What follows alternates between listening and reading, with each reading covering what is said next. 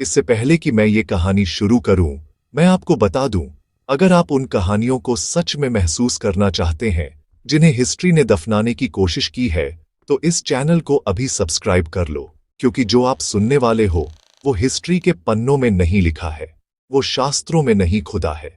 ये कहानी इमोशंस की गहराई में रहती है, जहां कर्ण और द्रौपदी की आंखें मिली थीं, बस एक बार, और उस पल में सब कुछ बदल सकता था।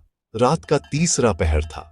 हस्तिनापुर का महल सो रहा था, पर द्रौपदी का कमरा हमेशा जागता था। 5 राजाओं की रानी, फिर भी हमेशा अकेली। उसकी ह्यूमिलिएशन की गूंज अभी भी उसे सता रही थी।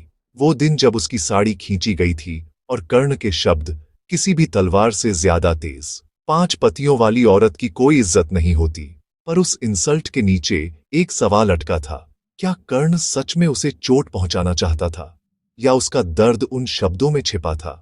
आज रात पहली बार द्रौपदी उस दर्द को समझना चाहती थी। उसने कर्ण को एक संदेश भेजा, अंगराज को बताओ, तीसरे पहर में बगीचे में मिले। कर्ण हैरान था। द्रौपदी से इनविटेशन? वही द्रौपदी जिसने उसे कभी सूतपुत्र कहा था, पर युद्ध की पूर्व संध्या पर शायद फेट चाहती थी कि वे मिले। आखिरी बार उसने उसे पाया, चांदनी में नहाई हुई, शांत, मजबूत, दुखी। द्रौपदी बोली नहीं, पर उसकी आंखों ने पूछा, क्यों कर्ण, तुमने मुझे अपमानित क्यों किया? कर्ण ने आह भरी, वो शब्द सच में मेरे नहीं थे, वो मेरा दर्द थे। तुमने मुझे रिजेक्ट किया द्रौपदी, तुमने मुझे कभी मौका नहीं दिया कि मैं तुम्हें दिखा सकूं कि मैं कौन हूं। उसकी आंखों में आंसू भर आए। अगर मैंने स्वयंवर में तुम्हें चुना होता तो क्या महाभारत होती भी?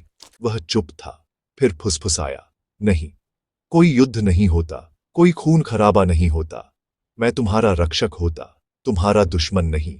और फिर बस शांति, कोई स्पर्श नहीं, कोई वादे नहीं, बस 2 आत्माएं जो आखिरकार एक दूसरे को समझ गईं, एक ही रात में, जिसे हिस्ट्री ने कभी रिकॉर्ड नहीं किया।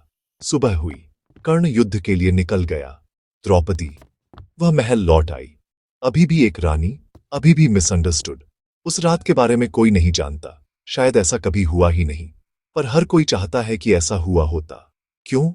क्योंकि ये एक लव स्टोरी थी जो शुरू होने से पहले ही अधूरी रह गई।